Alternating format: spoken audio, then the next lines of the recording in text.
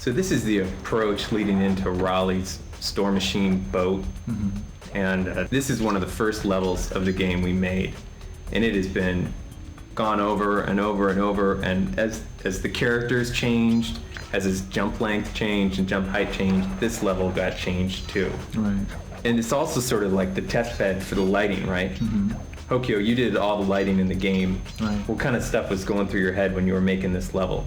Before I do any lighting, the artist, me and included other artists, we trying to get the right color palettes, get the right mood of the time.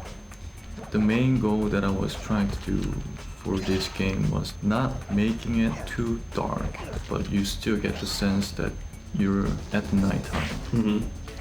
Is it hard to do to kind of get a versatile set of colors going on to represent night, Right. but not be kind of Las Vegas-y? Right. As you can see the game right now, you have tealish shadow all over. That is our shadow. Most of the game uses black as a shadow, but we have different lighting that can make the shadow. We can choose the color shadow. We can make it pink, blue, whatever color, and we can give the intensity and stuff like that. So it's just a lot of time consuming just trying which shadow works the best with these textures. That was the most time consuming was with the textures, because it works well with the blue. If it doesn't, then we slightly change the saturations or the colors of the textures. We did a lot of process on those in this level. How many times do you reckon you went through this level and relit it? Maybe more than 30 times. Whoa, Yeah. that is intense. Yeah, because we're dealing with the fog and the shadow, and the most important thing is the brightness. If the game is too dark, everybody has a different TVs, so it might look very dark on some people's TV, and might look very washed out, very bright. So that was very challenging for me to making it, kind of getting it right, the brightness. You've got a really weird setup here at work where you've got your computer monitor and then 3 TVs right next to each other while you're doing your lighting.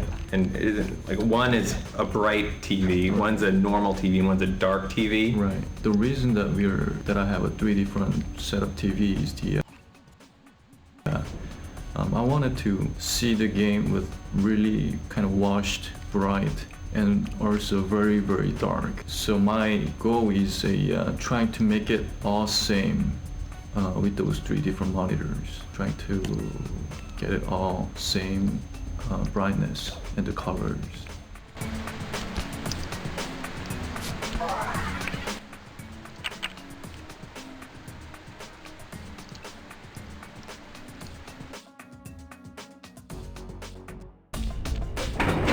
You may be saying this level is large, but it is actually a third of the size of the original level.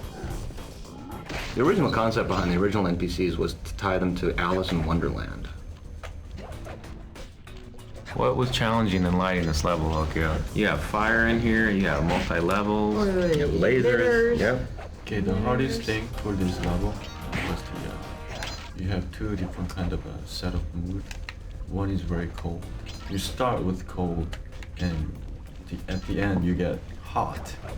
So we have we can only use one fog in this level, actually for every level. So choosing the right color of the fog was very difficult to stay safe. Keep it consistent with the other level. Right. Just doing that progression from cold and warm from the very start. Wasn't there an octopus, or was that in a long, long time ago? That was in a long, long time ago for this level. Tentacles were there behind the It was behind. It was We were behind very the door. sad when it was removed. Yeah. It was quite It's a large. sad day. It was a huge octopus head, and you got to knock its eyeballs out of its sockets and knock its teeth out of its And its eyes head. look big. Yeah. Yeah. It was pretty creepy, wasn't it? And he had a bow tie. Our NPCs were all kind of formal, wearing formal wear.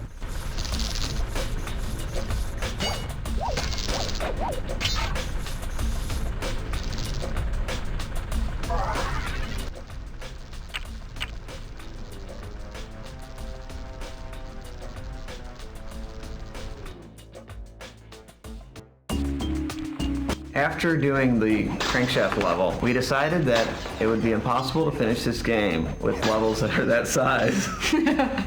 So we decided we were kind of in this mode where, okay, that was a regular big level, and we'll also do these smaller levels that are kind of bonusy. And we wanted to do one that was, you know, like just pretty much all secure, you know, as much security as I could put in. So this is going to be a small security level. It ended up being actually pretty Large.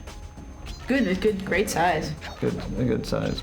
For security in the game, we decided to go with a kind of one free hit per system, I guess you could say, where they're kind of in sensor mode. They're yellow. And they don't actually cause damage to you if you trigger it, but it sets off the alarm and changes them to a damage, you know, this kind of red damaging state.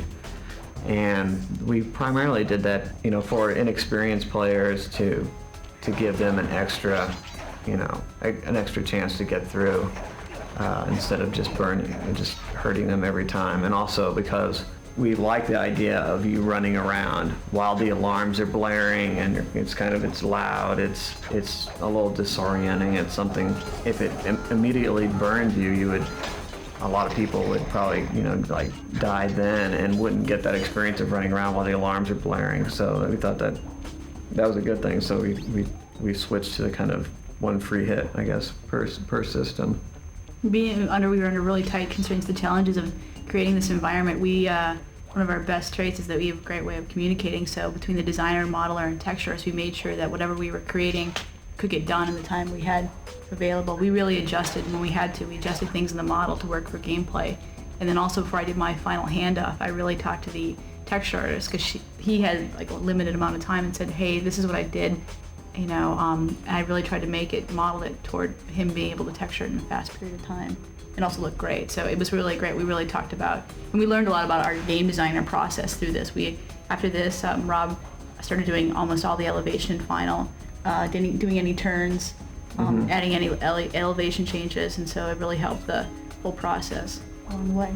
And this is also I think our last level that had split collision versus like what you see on screen versus what you like, kind of the physics that you're running around on. So this really was A transition. a transition from how we did levels, and it was I think it really helped us get in a position where we could finish the game. Yeah, it's totally true. We could do stuff fast, yeah.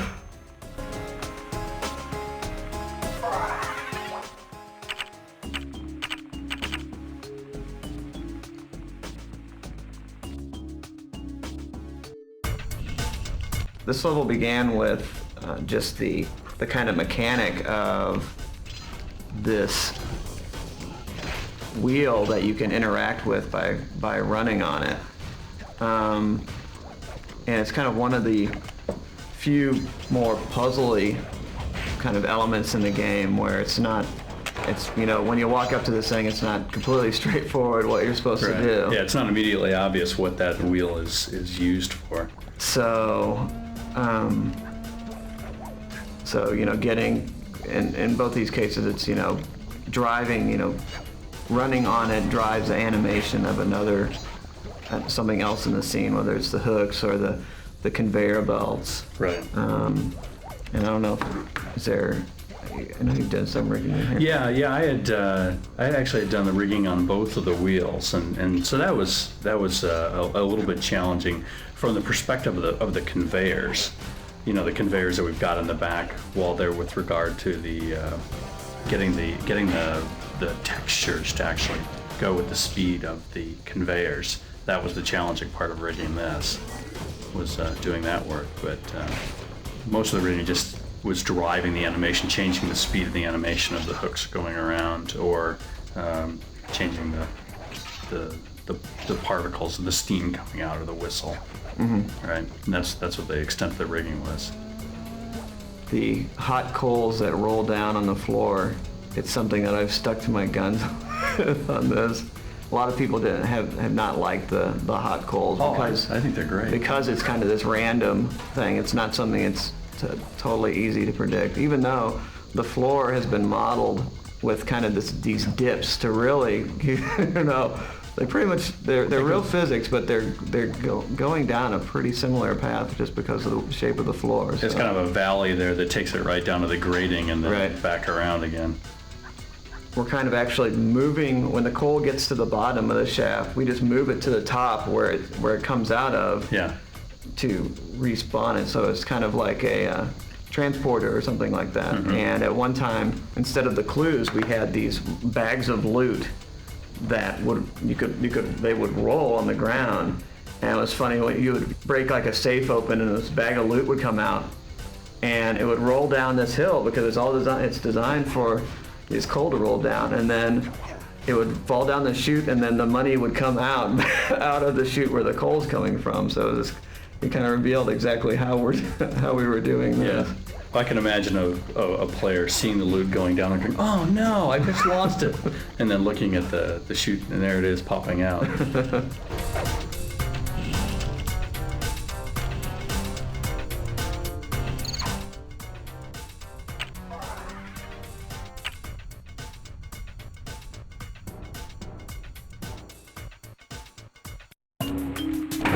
This is another one of these levels where actually the key is available right at the beginning. You can see where it is. It's a little small, but still the key is right on this ledge, very, very close to that main, that first elevator when you go in. And so you're going to end up going into the level and coming all the way back out on a different level.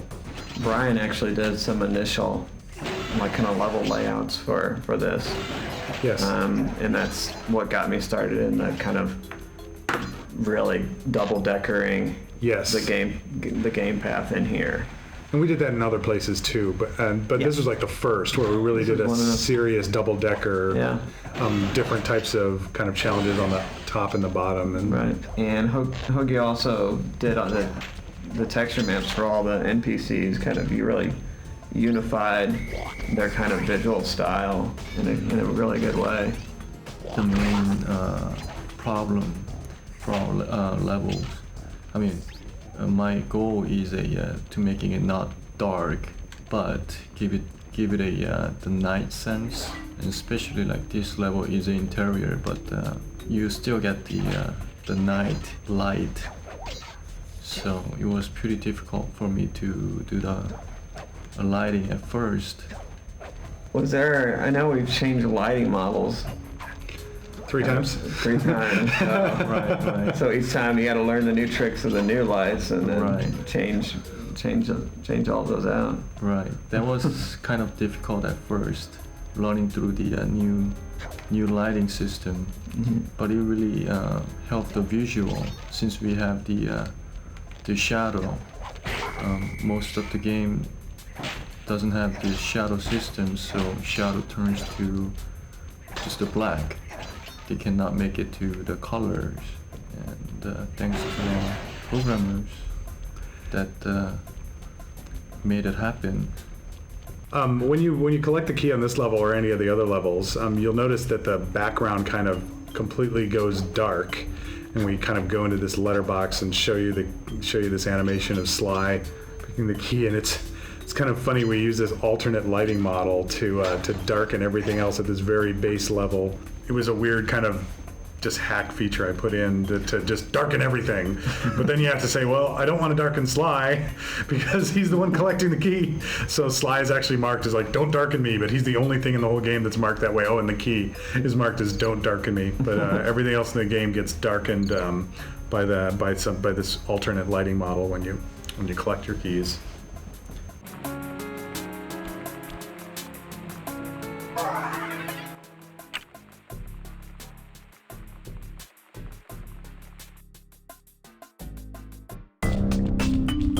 So this started off as a puzzle where you were going to come to the end of this boat deck, and actually the top of the boat deck where the first starfish throwing NPC now is, was going to be the training section. And the idea was going to be that there was going to be invisible lasers all over this area, and you were going to have to spray something into the ahead of you to expose the beams, either smoke or frost or something in front of you. And so it was actually laid out very rectangularly, and there were all these things to jump on, these floating platforms to jump on, and you had to kind of, each time you did a jump, you had to kind of look around you for the invisible lasers and then make your next jump. And as we backed away from the puzzly, slower gameplay, that was the first idea that went away. Yeah. So then what came? Well, there was also the idea of once you got to the rear set of the buoys that floated on the water, that there was a giant fish that was sitting below you. Oh yeah, the giant fish. And he was the one that paced you and made you want to move forward faster and get through the level, or otherwise he'd come up and gobble you up. Yeah, so the giant fish, he got cut. Giant fish got cut. We definitely learned a thing or two about physics engines in games. How the predictability of something animated over relying on the physics engine to work itself out is usually... Yeah, the physics engine tends to work well in really clean, isolated situations, or in shrapnel, or in other situations where you want good-looking sort of ambient animation, but not as good for stuff that has to work 100% of the time, super predictably. And then I think environmentally, I think this was one of our first levels that really had a good kind of, I don't know, misty, really rich kind of textured feel to it. You know, the fire on the side, which you can see from outside, and the approach even. All the, like, the moss hanging off of everything, and just kind of... Yeah, a lot of really kind of organic richness in this level, especially back, you know, there was fish and all that stuff, the waters, you know, being space warped, and, you know, has some interesting stuff going on, and, you know, all the surface effects that the texture artists put in, all really, I think, made this a really good looking level, and one that we kept investing in because it was something that, you know, the surroundings were so appealing that we wanted to make sure we used it in a really constructive way. The wisps floating through the air and whatnot, but with fire in the background, brought out a great richness in the environment. I remember when I first loaded it into the world after it had just gone through this massive change, and it was just one of the most spectacularly beautiful levels that we had at the time. That it was just exciting to go back and play through it.